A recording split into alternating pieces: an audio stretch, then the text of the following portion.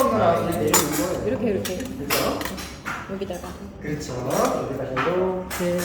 촬영 좋다. 이거 찍어가셔서 모를 때 보셔도 돼요. 요즘에 유튜브에도 나와 있기 때문에 혹시 헷갈릴 때는 그렇게 보셔도 됩니다.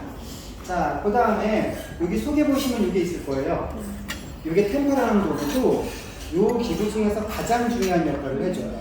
그래서 만약에 나중에 구입하시건 혹은 또 집에 있건 간에 이게 없는 제품이라면 그건 버리셔야 돼요. 제일 중요하니까 요거 꺼내서 옆에다 같이 놔주세요.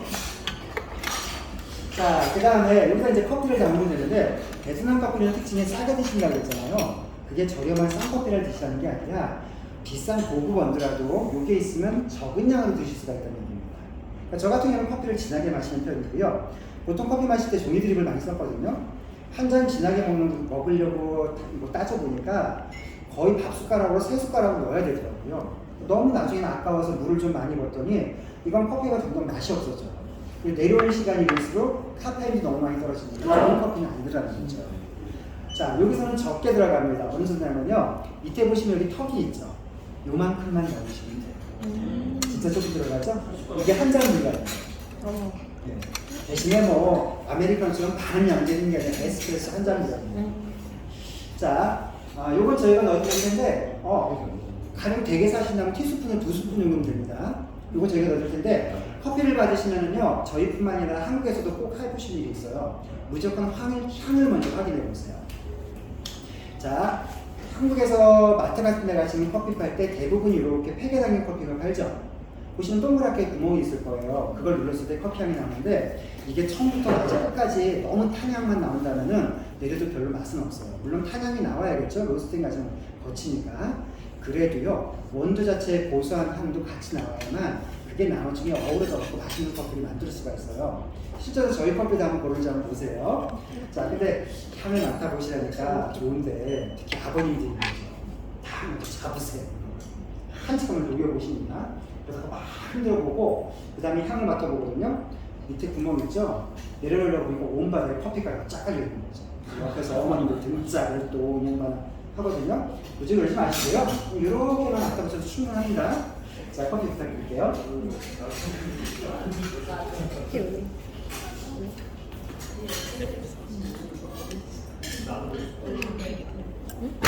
처음에 하시는 분들 신경서 다 흔들어 보고 하지 말라고 해도 흔들어 보고 계실 거예요. 향 어떠세요? 이렇게 흔들어야지. 그렇지, 오히려 그게 나을 수 있죠. 어떠세요? 고소한 향도 같이 나나요? 약간 진한 냄새 나요. 그쵸. 네. 커피 향도 나고 진하고 나고. 네. 또 일반 향은 너무 탄 냄새만 나지만 얘는 고소함도 같이 스며나올 거예요. 나중에 이 향이 어우러져서 좋은 맛을 낼 수가 있습니다. 그죠? 자, 그리고 커피 한번 봐주시겠어요? 저희 직원들이 그냥 담았기 때문에 아마 상체가 볼록 튀어나와 있을 거예요. 이 상태로 내리시면 안 됩니다.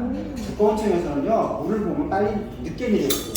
얇은 층에서 빨리 내려오니까 균일한 맛이 생길 수가 없어요. 그래서 이걸 대충만 펴주시는데 간단해요. 바닥에 놓고 좌우로 넣고 한 그릇. 대충만 평평하게 맡겨주시면 됩니다. 자, 그 다음에 이제 가장 중요한 이 펜딩 작업을 할 거예요. 이게 총 3가지 역할을 해주는데요. 첫 번째가 커피의 농도, 맛을 결정해줘요. 두 번째는요, 이걸로 물량을 맞출 수가 있고, 세 번째는 이거 없이 물을 부었다면 커피가루가 둥둥 떠다니면서 내릴 수가 없어요. 그래서 이게 반드시 필요한 건데, 자, 일단 농도를 맞추는 방법은 아주 간단해요. 얼만큼 세게 많이 누르느냐에 따라서 틀려집니다. 그래서 예를 들어서 기본 베이스는 세게 누르는 걸로 하시되, 연한 커피를 원하신다면 3번 정도, 그다음 진하게 내리기를 원한다 6번 이상을 누르시면 돼요. 근데 어딜 가도 이건 있죠. 시 마실 때 아메리카노로 시 마시진 않죠. 유럽 사람들 부정을 마시라고 그러잖아요. 커피 향은 전혀 그 쓴맛밖에 없거든요. 근데 또 이건 있어요. 연한 커피에 내리시면요, 더 이상 연하게 드실 방법이 없어요. 대신 향은 거의 없죠. 근데 이 에스프레소를 내리게 되면은 진하지만 거기에 물량 넣는 만큼 내가 연하게 드실 수 있거든요. 대신 향은 살아있어요. 그래서 가정에서 하실 때에도 나는 연한 커피가 좋으니까 연하게 내려야지, 이거보다는 진하게 내려서 물을 타서 연하게 드시는 게 훨씬 더 맛있게 드시는 거거든요. 게다가 오늘 특히나 심하러 오셨으니까 저희는 좀 진하게 내려요. 열어보시거든요. 그럼 안 됩니다. 왜냐면 그때 커피 가루가 부풀어 오르면요. 처음부터 다시 눌러야 돼요. 자, 그래서 눌러볼게요. 하나, 둘, 세게 누르세요. 셋, 넷, 다섯, 여섯. 더 누르셔도 상관은 없어요. 자, 그 다음에 잔은 저희가 투명한 잔을 씁니다. 요거는 이 잔을 부어서 쓰는 건 절대 아니고요. 커피가 내려오는 모습을 보기 위한 거지 좋진 않아요. 차라리 댁에서 쓰실 때는 이런 거 쓰지 마시고요. 머그컵을 사용하세요. 그게 제일 좋아요. 자, 어떤 컵이냐면 이게 올라갈 정도의 컵이면 되게 어떤 컵이면 패스해요. 그래서 예를 들어서 야외 활동하실 때 종이컵만 있어도 이건 커피를 드릴 수 있어요. 자, 요거 잔 위에 올려주시고요. 잔 위에 올려주시면 됩니다. 자, 보실게요. 자, 그 다음에 그렇게 조심 안 해도 돼요. 막 다니셔도 돼요.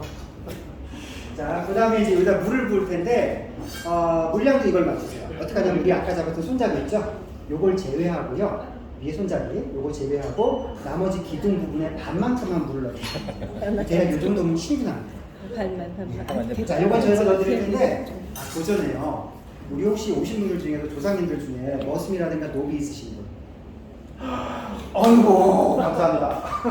왜 있지 않을까? 안 되는데 있지 않을까? 혹시 계세요? 농담이고요. 왜냐면은 저희 한국 분들 오시지 않아요. 저희 유럽 분들도 많이 오시거든요. 근데 전체적으로 이렇게 비교를 해보면 어찌됐건 우리나라 분들이 가장 예의가 바르시더라고요. 그러니까 문제가 뭐냐면 뭔가를 들으면 항상 공손하게 감사합니다 하고 두 손을 잡아주시거든요. 오늘은 만약에 그렇게 잡으시면 저희의 직원은 왜 여기다 털어? 자, 보시면 제일 먼저 내려오죠. 네. 그죠? 뚜껑은 닫아주고요. 그 다음에 어느 커피가 내려올까요? 커피가 내려오는 속도가 다 틀릴 거예요, 이게. 그죠?